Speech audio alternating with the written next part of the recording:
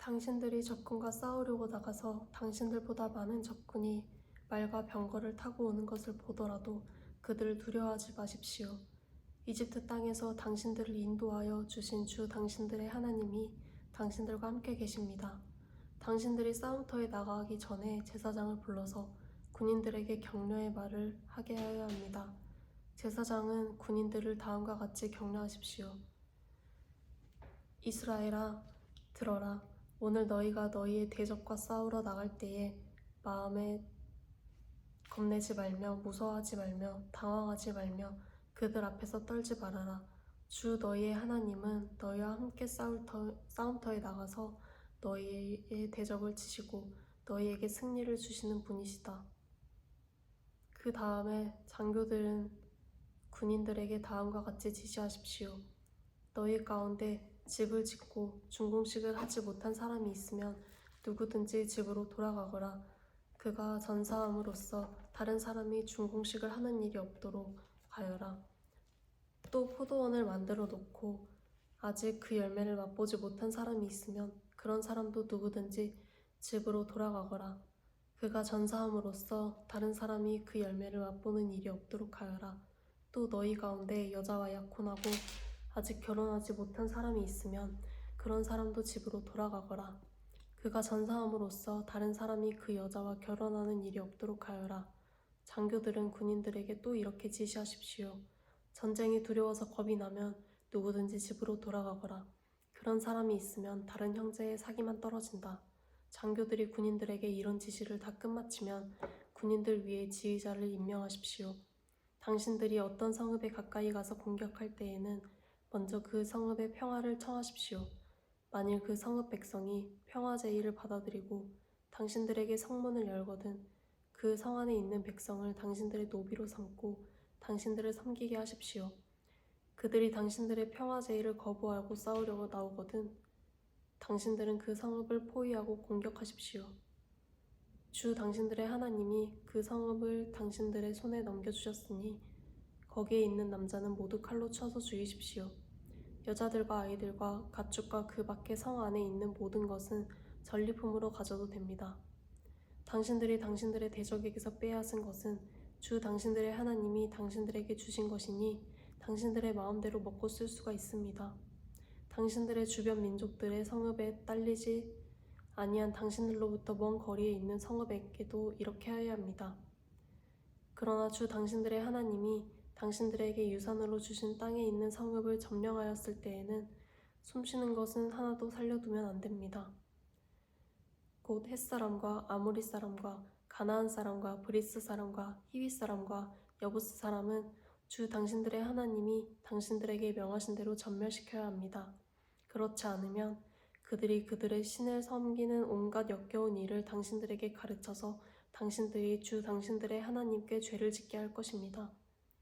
당신들이 한 성읍을 점령하려고 둘러싸서 공격하는데 오랜 기간이 걸리더라도 거기에 있는 과일 나무를 도끼로 마구 찍어서는 안 됩니다.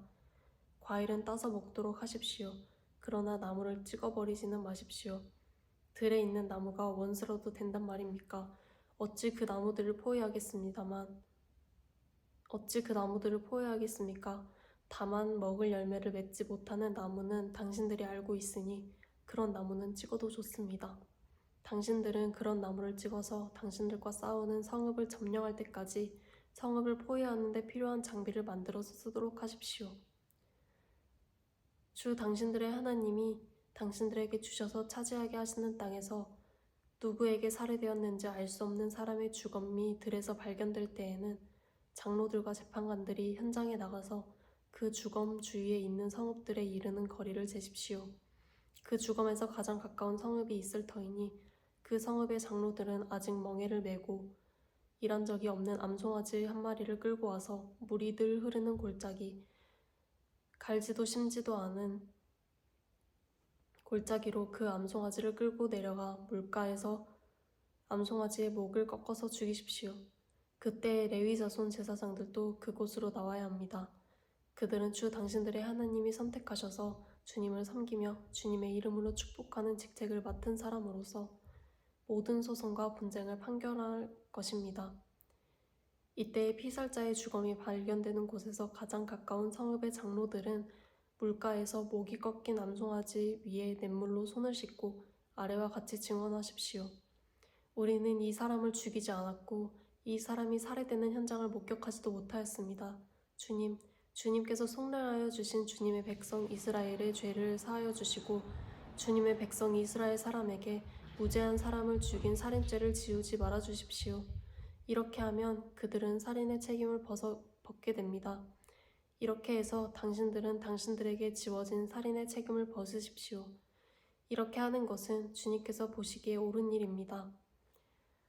당신들이 적군과 싸울 때에 주 당신들의 하나님이 적군을 당신들의 손에 넘겨주셔서 당신들이 그들을 사로잡았을 때에 그 포로들 가운데서 마음에 드는 아리따운 여자가 있으면 그를 아내로 삼아도 됩니다. 그 여자를 아내로 삼은 남자는 그 여자를 자기 집으로 데리고 가서 그 머리를 밀고 손톱을 깎고 잡혀올 때에 입었던 포로의 옷을 벗게 하여야 합니다. 그리고 한 달 동안 집안에 있으면서 자기 부모를 생각하면서 애곡하게 하여야 합니다. 그런 다음에라야 동침할 수 있습니다. 이렇게 하여 부부가 됩니다. 그 뒤에 그 여자가 더 이상 남편의 마음에 들지 않으며 그 여자의 마음대로 가게 하여야 하며 돈을 받고 팔아서는 안 됩니다. 남편이 그 여자를 욕보였으므로 종으로 팔아서는 안 됩니다.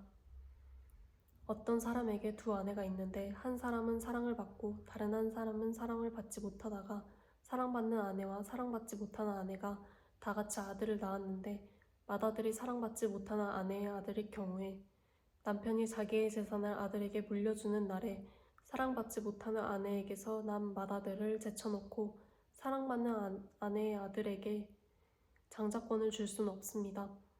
반드시 사랑받지 못하는 아내의 아들을 맏아들로 인정하고 자기의 모든 재산에서 두 몫을 그에게 주어야 합니다. 그 아들은 정력의 첫 열매이기 때문에 맏아들의 권리가 그에게 있는 것입니다.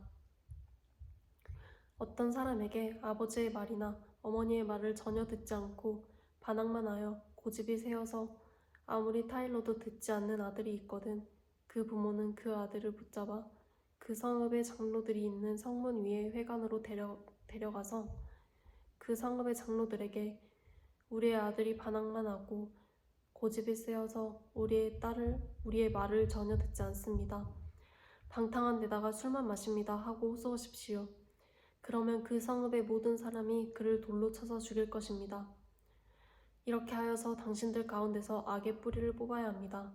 그래야만 온 이스라엘이 그 일을 듣고 두려워할 것입니다. 죽을 죄를 지어서 처형된 사람의 주검은 나무에 매달아 두어야 합니다. 그러나 당신들은 그 주검을 나무에 매달아 둔 채로 밤을 지내지 말고 그날로 묻으십시오. 나무에 달린 사람은 하나님께 저주를 받은 사람이기 때문입니다. 당신들은 주 당신들의 하나님이 당신들에게 유산으로 준 땅을 더럽혀서는 안 됩니다.